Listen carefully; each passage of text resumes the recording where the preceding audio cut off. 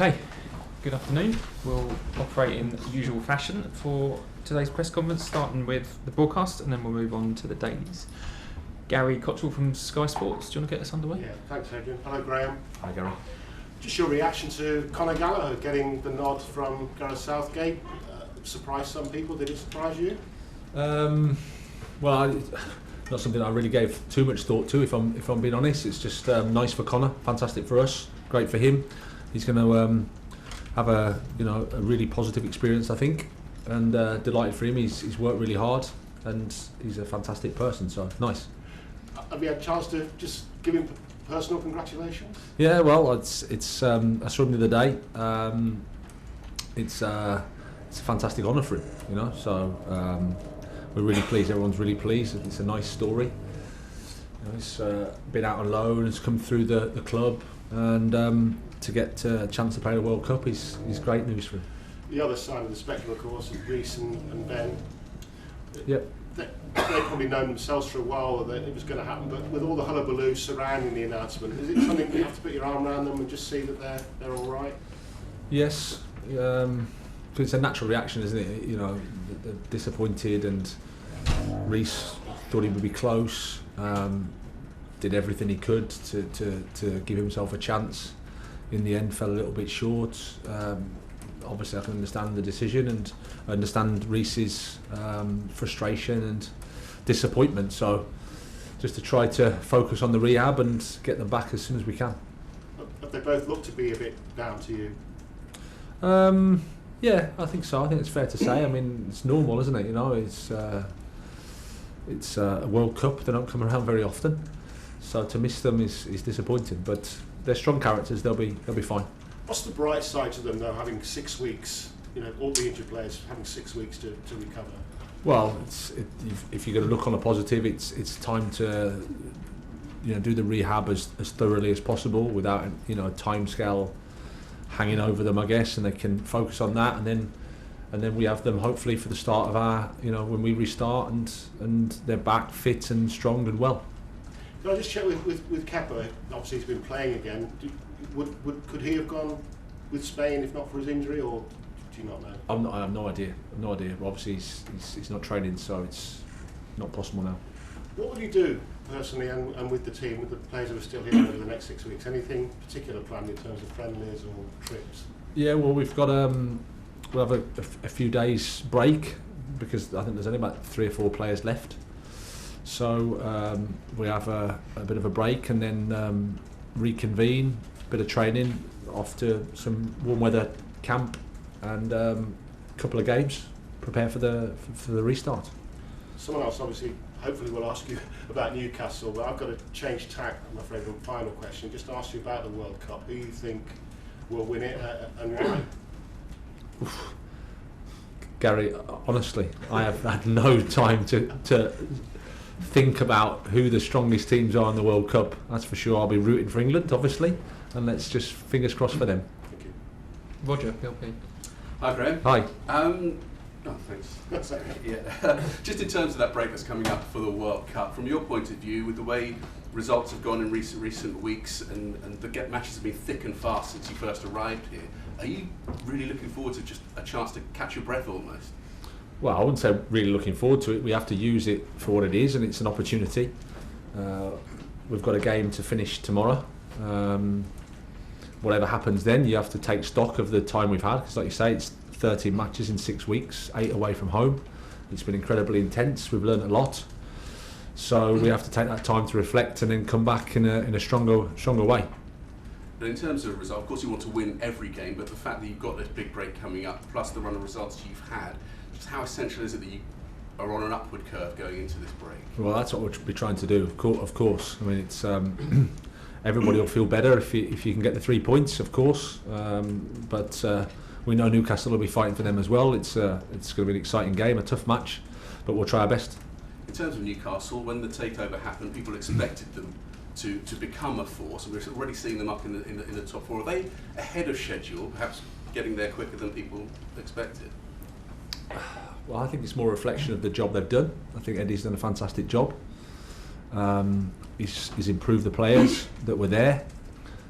He's improved the team with some really good recruitment. I think they've spent some money to reinforce the team, and I mean I can speak for half an hour about how good I think Eddie is as a person, as a coach.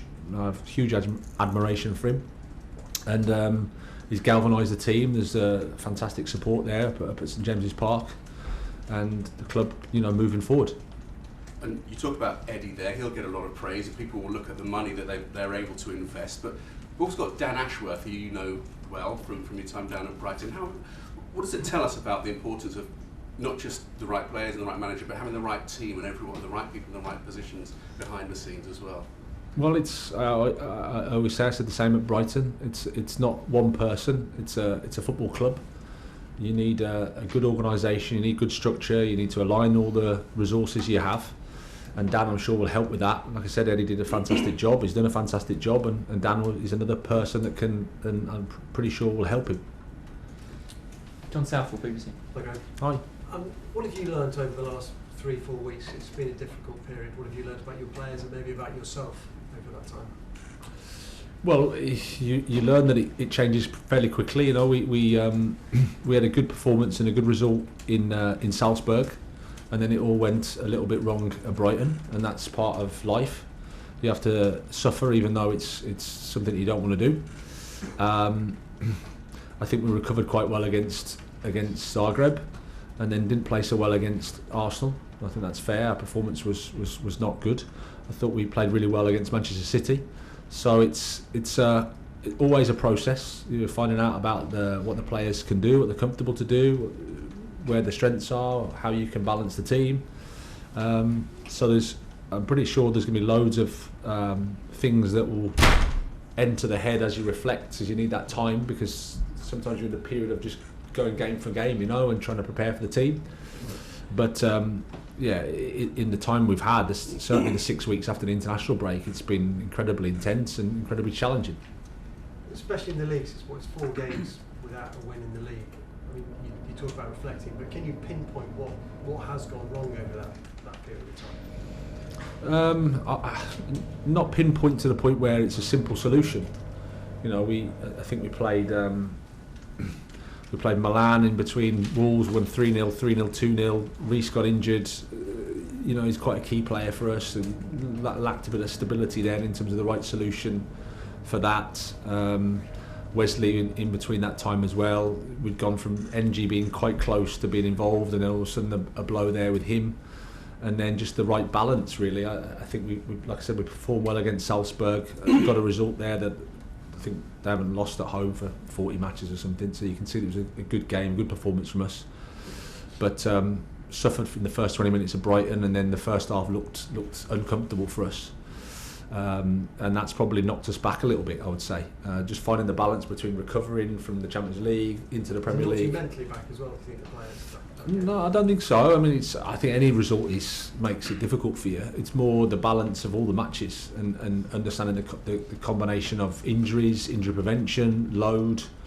Rotation is ultimately the enemy of stability. It's the enemy of building a structure. But in this period, it's been necessary. I mean, there's been no other way because of the schedule and how it's been. And do you think this period is shown that you are going to need to bring in reinforcements in January? You need more bodies in? Well, not necessarily. I think there's more to come from the team that we have. There's more to come from the group that we have. Like I said, some key players out. If you say Kante, if you say Chilwell, if you say James, if you say Fofana, they're some key ones, and obviously a couple of them are replacing key ones that left in the summer. So I think the point for me is I think we can do better than we have from a performance perspective. I think the team can function better than we have, and that's where my focus is on. Just a final one on Newcastle. You've already played them once this season, the second game of the season. Do you think they're even a different proposition now to them? Yeah, because they've got results, and they've got results deservedly. So that builds confidence, momentum. They were a strong side when we played them. We probably, I would say, if I look back on the game, probably should have won the game. But you could already see that they had a physicality and intensity, good in all phases of the game. Like I said, Eddie's done a fantastic job, really, really has. I really like what they're doing. I really like how they're playing, and we've got a tough game. Great. Enjoy your break. Thank you. Get one. Simon, Athletic. Regardless of recent results, Graham, and whatever happens on Saturday, how much do you think you'll benefit from the World Cup break, that you can actually sit there, you've got some time to actually sit there and breathe and think about what you're doing next? Yeah, well, I'm a human being as well. You know, I've come from Brighton where everything was pretty much organised over a 3-year period of the similar pain that you go through, and pretty quickly you end up here, and you're into the washing machine in terms of the games and the turnaround. So yeah, you have to deal with all that's going on, and then the amount of matches you play, and then you need a bit of time to reflect if there is that time to reflect, and there is, because there's a World Cup break, and it'd be stupid of me not to use that time to do that, to rejuvenate, to recover, to reflect, to improve. And secondly, just sort of World Cup related, obviously Reece and Ben were ruled out because of injury, but Chalobah and Loftus-Cheek, they were in the 55 but were left out of choice. Have you had to talk to them at all? Because of course that for them is more of a significant blow, because it's a selection thing, it's not an injury thing. Yeah, a brief conversation, but they're both level-headed guys. They both understand. They're very respectful. They understand the decision's not an easy one. They thought they might have a chance, but that's life. They accept it. But as with the other two, the Ben and with Reece, there's still disappointment because they had half an eye on going, and naturally there's going to be disappointment. Okay, last question in broadcast. Adam. Hi, Graham. Hi. Can I just firstly check on the latest team news in terms of is Georgie back, and how are the other guys who haven't featured recently? Georgie trained today, so providing there's no reaction, he should be in the squad. Nothing else to report in terms of no returnees. And just in terms of the break, will you be sitting down with the ownership as well to discuss how things have gone so far, and maybe what's to come ahead in January and beyond? Yeah, I'm pretty sure we have regular dialogue, so that's part of an ongoing process. I don't think it's necessarily because of the break, but as I said before, sometimes you need to reflect and you need to think and you need to analyse, and if you have the space to do it, it's better. But absolutely, yeah, we need to think about what's happened, and we need to think about what we need to do to improve. Okay, cameras off, please. Thank you very much. Thank you. Do you want this back, Rog? Yes, thanks, mate.